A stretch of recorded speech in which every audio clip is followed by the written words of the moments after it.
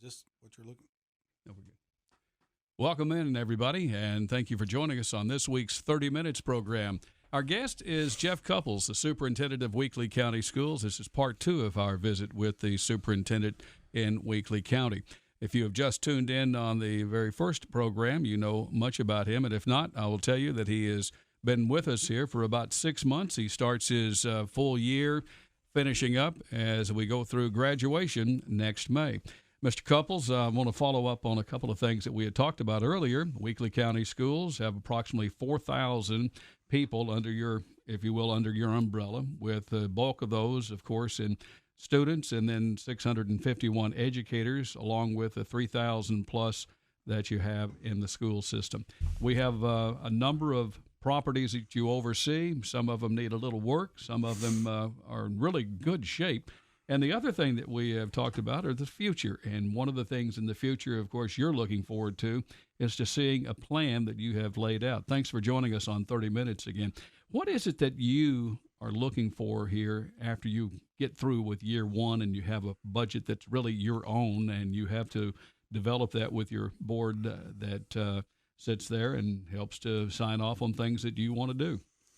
Well, I tell you, I had a conversation with somebody in the hallway over at the central office a few weeks ago, and this kind of came out, and I think it's probably been used before, so it's by no means groundbreaking. But when we were talking about something, and I kind of said, "Weakley leads the way," and well, that's kind of hung around in my thoughts, and that's ultimately, what I want to do. I want to be the best school system starting out in our region and then in our state. And then as we achieve those goals, we'll go national. And, I'm in it to win it. And when you look at education and you say, well, what does win mean? Well, one thing we've had to look at about, what do we want to achieve? And Paul, I'll be honest with you, those first few months, just getting to know folks. And when we'd have conversations, I had a hard time completing sentences, not like from a stuttering standpoint, but like, and I've told our teachers and I've told different groups this, I just didn't feel like I could end conversations well. And as I kept going home and thinking about why, it occurred to me that I was missing something that I've had in every other stop. And that is, what's our Weakley County school system's core values? What do we really truly believe in? And what is our mission statement? And what is our vision statement? Well, so you had to work on that. Yeah. So we had a mission statement, but it's old. It's 15 plus years or older. And, we used to have SACS accreditations and those kind of things. And so it wasn't something that was current with our staff as far as what we come to school to do every day. But it really started with those core values. And so we went to work on that. And I feel like I'm giving you a long answer, but I'm coming back around. What I want to accomplish was, number one, we had to set a direction. And then number two, we'll be rolling all that out shortly. And we have released a little bit, in the first session, we talked a little bit about rebranding and wanting a logo. And, even on our logo, our tagline was, growing our future. And we felt like that's what we do, because when we designed the logo, one, I wanted the county outline because we are one school system. And, but when you drive around our county and you think, man, when I go through this, what stands out? Well, obviously, the heritage of our agriculture jumps out. And so we wanted something to that extent. And then right out of that was growing our future. So now, fast forward, when you say year two, what I want after this initial rookie year, if you will. Well, one thing that we're putting into effect is a program called Portrait of a Graduate. And again, it's nothing new. Some school districts have done that across the country. But the process is you take a look at your communities and what you want out of a graduate. And the idea of the portrait to me means, as a principal, when I would hand out diplomas, there's a key moment, a rite of passage, if you will, when a young man or young lady crosses that stage. I shake their hand, I look them in the eye, I say, congratulations, job well done, and I hand them a diploma with my left hand. And usually there is a professional photographer that says, click, click, click, click, click, and they try to capture that moment for that family. So when we have that portrait of a graduate, what does that mean? Well, the concern I had is I asked some folks, and even some of our teachers who are insiders. You probably wouldn't get this if you just walked up to somebody on the street, but I said, "Well, what is a graduate?" Well, two things I heard: they're probably 18 years old and they've got 22 credits. Well, that's got to mean more than that. So then if you go to employers, and not just in this district, but in districts I've worked and lived in before I moved here, and I said, well, what do you need from our school system? Three things have generally held true. We need them to show up on time, Mr. Cupples. We need them to have a diploma. We need them to pass a drug test. We need those three things. Everything else we'll take care of. Well, if you take 18, 22 credits and show up on time and pass a drug test, that's really not a high standard. And if Weakley's going to lead the way, then we have to set the standard for what we expect our graduates to be. And so we've been doing some work, me going to schools, talking to students, talking to business owners, talking to our mayors. We had a meeting. We've started these meetings called Director's Cup, where we bring in a group and we talk about that topic. And we tell them, the idea is I'm going to pour into your cup and you pour into our cup. And but out of those conversations, this portrait of a graduate is really taking shape. We've completed a lot of the information, and we'll begin to cipher through that in January and, again, be able to present that to the board. But the idea is all our teachers are familiar with backwards planning. Hey, we know that we've got an end of course or a TCAP exam coming up in April. And we know these kids are responsible for these standards, this level of information. And then they start working back to the beginning of the year on how they plan their lessons to be ready for game day, if you will. We're going to do that, except when that moment where we shake hands and hand a diploma and that portrait of a graduate, we work backwards on how we design what that student needs to look like. And most of this, if you get into the business side of it, it's what you hear a lot, soft skills, right? This idea of I've got a firm handshake, I can look a man in the eye and introduce myself properly. It's things that kids are missing. So with that, for example, one of the ones that has really come to the top, no matter what group we're talking to, is the idea is that a graduate needs to be accountable. So then you got to figure out backwards plan is how do you hold a kindergartner accountable, right? And we got a little bit of that even when I was at Greenfield. There the school decided integrity, respect, and unity was going to be the three major ways we operate with each other. Well, when you try to introduce the concept of integrity to a 5-year-old, that's tough. So you got to find a way to make it grade band and grade level and age appropriate for all our students. But once we decide on what those characteristics are for our graduate, we'll start working back. And that ultimately, in the long run, is what I'm after, is that we are producing a better product. And what is that product? That is the students that graduate. When we hand them that diploma, we have stamped them and said they are ready. And we realize there's some deficiencies there for a lot of different reasons, and not necessarily just on the school side, just in society in general. But we've got to address some of these things so that we have a workforce and so that we can develop the economy of Weakley County. The fact that you have most of your principals, that I would say, and I don't have a hard number on this at all, and you don't either. I don't think right now you would, but you don't have it here. But most of your principals are somewhere between 40 and 50 years of age. I think that's about right. I don't think there's anybody younger probably in 40, but there may be. But right. Those are the people that are in charge of their factory, so to speak. Right. And their job is to turn out the best students that they can inside their school system.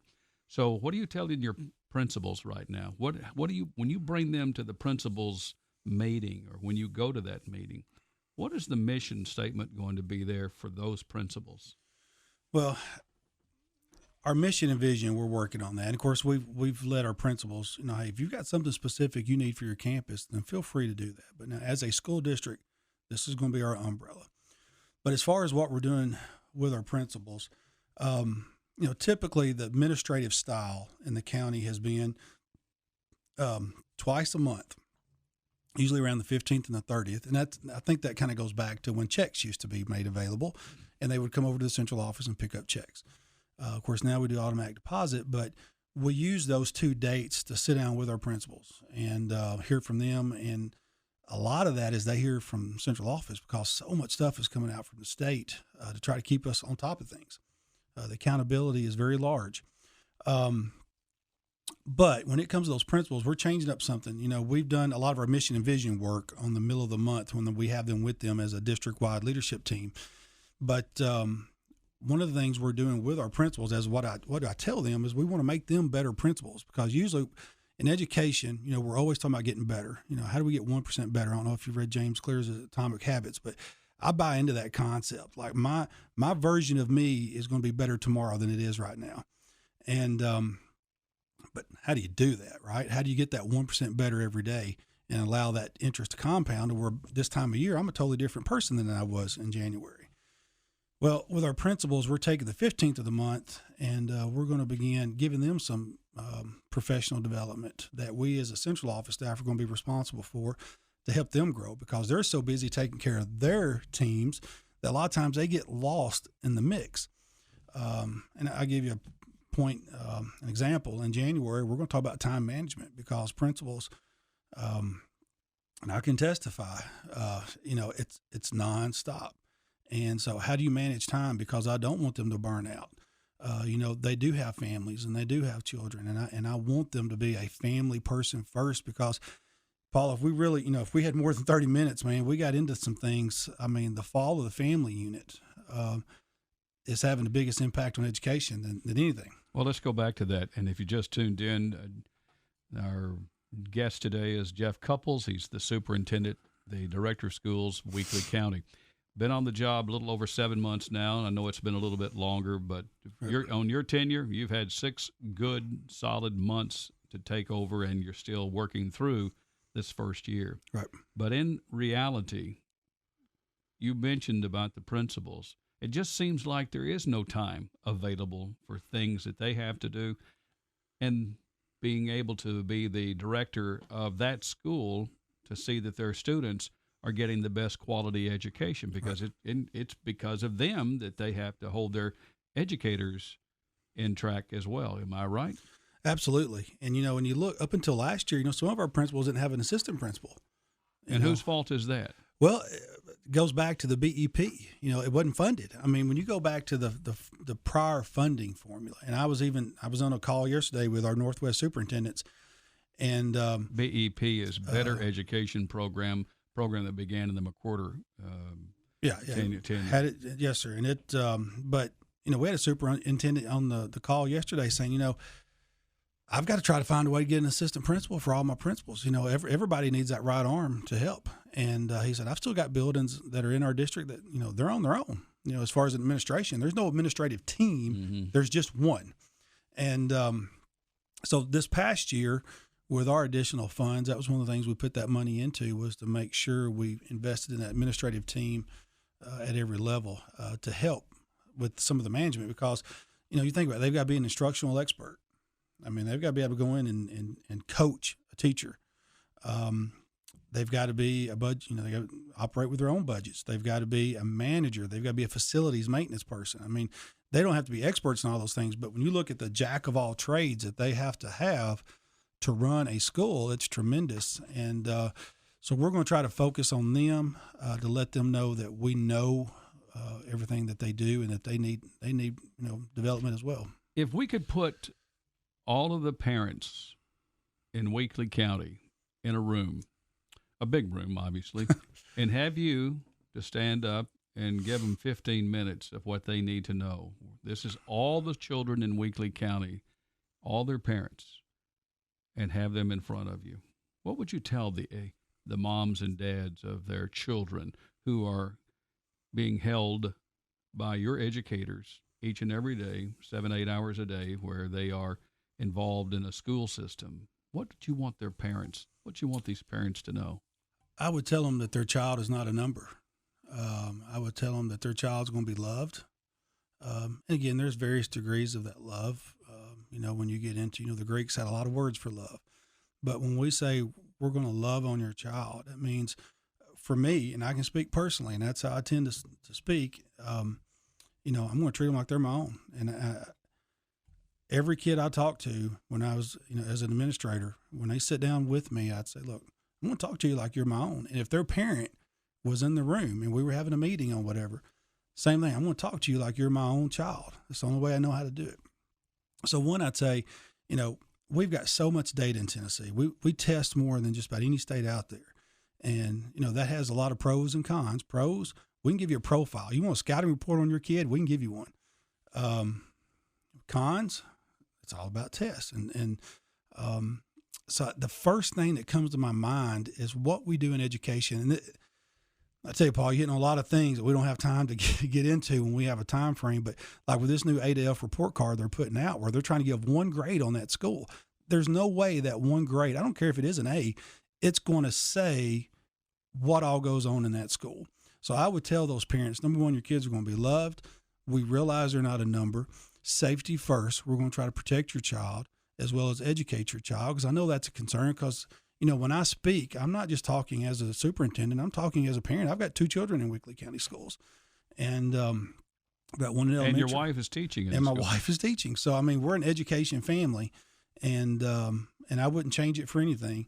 But if I had 15 minutes, I would explain, number one, that, we use test data, but at no point do I look at your kid as a number. And we want what's best for your kid and your student and your child, just like you do, and that we're on the same team trying to achieve that. So why don't parents come to school for parent-teachers meetings? Well, they do. You go to our elementary schools, they're full. I went to my daughter's and it's full. Now, the caveat to what you just said is they do, and then it begins to wean off as the kid gets older. And so when you go to a parent-teacher, for example, my youngest daughter, she goes to Martin Elementary. I had to wait in line to see the teacher. There's parents everywhere. When we leave, if I go over to Westview to meet with all of my son's teachers, who's a sophomore, I had to wait to see a few teachers, but of course it's a bigger school too, so the population density is not as high because there's so much space, but it's just not as active. And I think what we're guilty of as parents is, as that kid gets older and becomes more independent, we tend to back off and we're not as engaged with education. And that's what we really need. What's going on, what's being communicated through these cell phones that these kids are on, and, evil's real, Paul, and it's pulling at our kids at an alarming rate. And I think as parents, we have to be vigilant and watch over them. And so they are active, but you do see a trend as you go up in age that interaction slacks off. Speaking of safety that you brought up a moment ago, Jeff Cupples, our guest today. He's the superintendent, director of schools in Weakley County. So how safe are Weakley County schools? Well, they're very safe. We've, even before this new grant that came out by the governor, and the legislature about putting an SRO in every school, the county commission and the school board here had already decided we're going to do that. And do you have enough? Westview is a very large school. Paul, I'd fire back with the question, is there ever enough? Because here's what, when you talk about safety, you're getting into a topic to where if an individual is out there and they want to mean harm, whether that is at a public school setting, a private school setting, if it's at the mall, if it's in the parking lot of Walmart, they're going to probably be able to do that harm. When you really think about it. So when on the good guy, so to speak, if you look at what we're trying to do, all the precautions that we take, we're trying to minimize and mitigate and prevent. It's just like, we have no control if that tornado is going to come out of the sky or not, but we can do things to try to mitigate that, whether it be in putting a new radar at Camden. That was a big thing with this last one that's come through, is I kept hearing the meteorologists talk about, well, we're getting this new radar and we're glad we have it, because coming out of Memphis, it's just not accurate enough and we can't give, families enough warning time. So when you look at school, it's a lot of that. One of the things we're looking at right now is numbers to put in.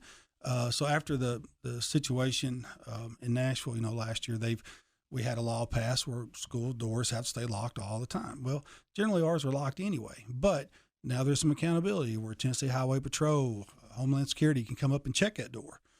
And so one of the things that, one, stay compliant with the statute side, but for the safety of the kids and the staff inside, we are, we're looking at numbers to invest in to put alarm systems on every door. So if that door is opened, we're notified. I got to ask you about safety in a different direction now. Okay.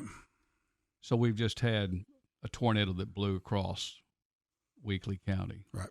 Gibson County, Montgomery County, Middle Nashville.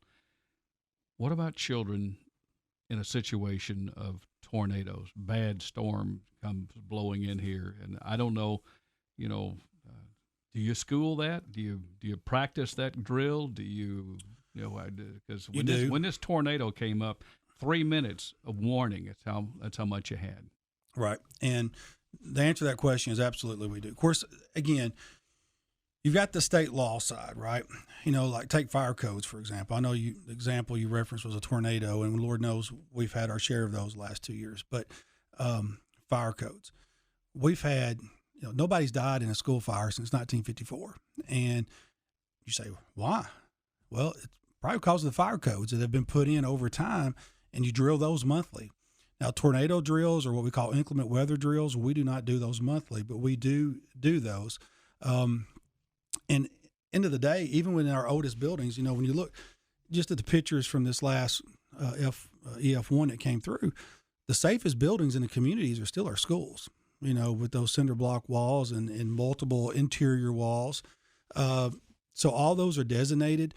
I think maybe 2 or 3 years ago, we were certified, through National Weather Service, as far as make sure we had everything designated. We had them come out. If you walk through our buildings, you'll probably see a plaque saying, we're storm certified or storm shelter certified. Mm-hmm. So, yeah, we put a lot of emphasis on that. And Miss Lorna Benson, who is our safety coordinator, each school has a safety coordinator to make sure we're doing that. We pay a stipend to a teacher who says, on top of my teaching duties, I'm going to look at that too, and I'm going to prioritize that for the school. But we do drill it, and more than ever, because, like I said, things get real. And, in the last 2 years, that's been very real in our county. So we do drill that. Let's talk about bus safety for just a moment. That's another issue. We heard recently about some kids that got off and didn't get back on, wasn't where they were supposed to be. Right. And that's something, that sometimes it becomes a little comical and joke, but in reality, you have a policy for the school bus. Sure. And same way, our buses, Mr. Barker does a great job with our buses, and in that particular incident, and it's kind of the same way when you talk about safety in general. If you're going to be deceitful with me, if you're going to look me down and lie to me, it's going to be hard for us to ever really move safety forward. And in that particular case, we had some students that were they were deceitful. They told a story. It wasn't true. And they had a substitute driver who was a veteran who knew exactly what he was doing. But going back to safety, just like in the classroom, relationships and connections is ultimately. I mean, we could put up barbed wire fences and razor wire. We could put the latest sensors on a bus. We could do all kinds of things for safety. But it's the connection and relationships that really keep you safe. And the research has proven that.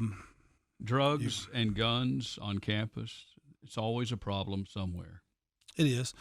Well, Paul, I'm telling you, we're living in a rough time right now in society, and it's not getting any easier. And more keeps getting put on public schools to do. And we seem to be, we get the blame a lot. Like, why can't you just keep them safe? Well, none of us woke up and asked a kid to break the rules this morning, So I think, again, as a parent, and I'm speaking as a parent, we got to take responsibility for our kids, and we got to try to teach them right and wrong. And that takes time because it's not easy. I mean, I'm dealing with it daily in my own home on what are the morals and values of good and evil. And when it comes to drugs or guns, the problem we have a lot is vapes, and society is marketing that, like it's not nicotine anymore. It's strawberry mango. It's being marketed to these kids, and then it's not nicotine anymore. It still looks like a nicotine vape, but we're going to put this Delta 8 in it, or we're going to put whatever. We're going to put THC in it, and we're going to put these things in it. So literally you're high in class, potentially because of what you think. And then you get into the fentanyl, and I mean, it's just crazy what's coming into our country right now, Paul. You have issues with cell phones, Snapchat, TikTok. All of these are two of these right here that I just brought up. Yeah, sure we do. And that comes into usually bullying at some point. Yep. We've seen it cause some major chaos of embarrassment to students, teachers, and to the point that sometimes you have to have some you've got to have some doctors to come in and help you to get through it. Yeah, bullying is one of the, it has changed forms and shapes over time. Yeah, it's not the, I'm going to stick you in a closet if you don't give me your milk money kind of thing. Like a lot of times we remember seeing as at least my generation, I guess, when we were younger. You didn't put anybody in a locker, did Yeah, you? no, sir, I didn't. Okay. But when we get to today, the cyber side of it, and all those conversations I've had, both as a parent and as an administrator, I'm like, don't give them control over you by allowing them to come in through that phone. But yeah, phones are a problem. They are. Homeschooling, you got a lot of kids that would be in the school system if they weren't homeschooled. Your thoughts about that for just a second? I think Weakley County Schools is where they need to be. I mean, we're good at what we do, Paul, and we've got great people. We're going to continue to invest in those people. And, I'm not going to sit here and say that as a parent, that it's, if you believe it is your right that you can homeschool your students better than what we can do in our classrooms with certified teachers, then I'm not going to change your mind on that. And you have that opportunity in this state. But I would like to, engage in a conversation about what are you doing that you think we're not doing. And a lot of times that gets into the environment, because again, when you look at our schools, we've got 3,800 kids. So your kid is going to go to school with another 3,800 plus kids. And that is an unlimited possibility as to what they might run to in the course of a day.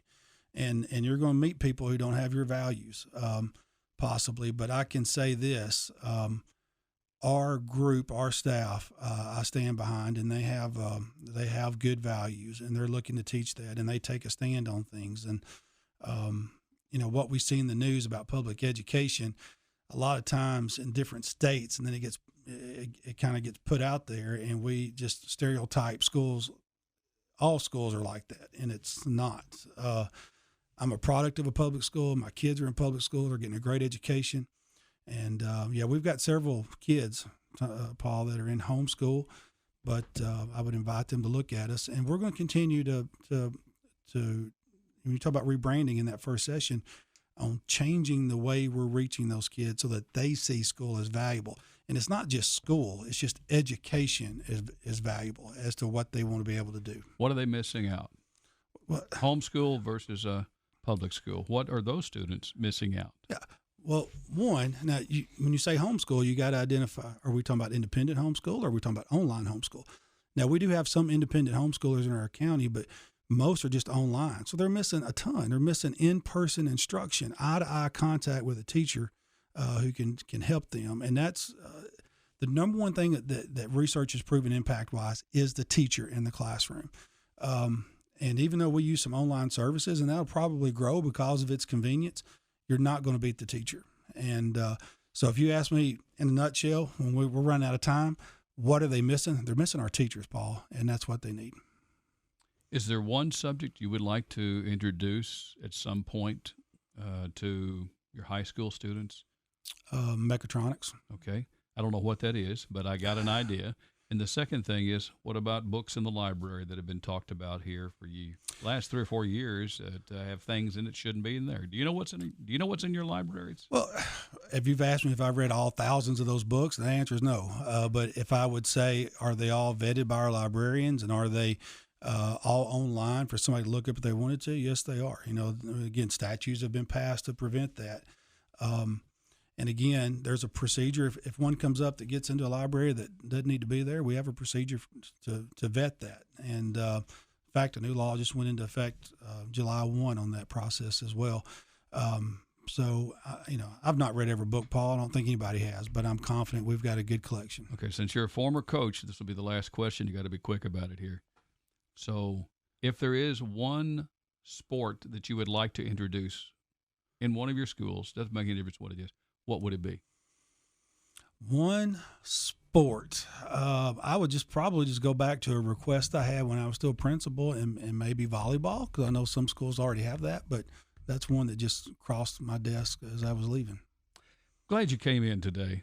Glad to visit with you. I wish you the very best as you serve as Weakley County's Director of Schools. and more importantly, knowing that you're in the trenches with the teachers and the students and the parents and the bus drivers and the cafeteria workers and all of the other people. It's nice to know that you are feeling good about getting into the trenches with those folks. Thank you so much for coming in today. And thank you. Anytime, Paul. Jeff Cupples, our guest here today on 30 Minutes. This is Paul Tinkle, pre-recorded, the superintendent of Weakley County Schools. Thanks for listening, everybody. So long.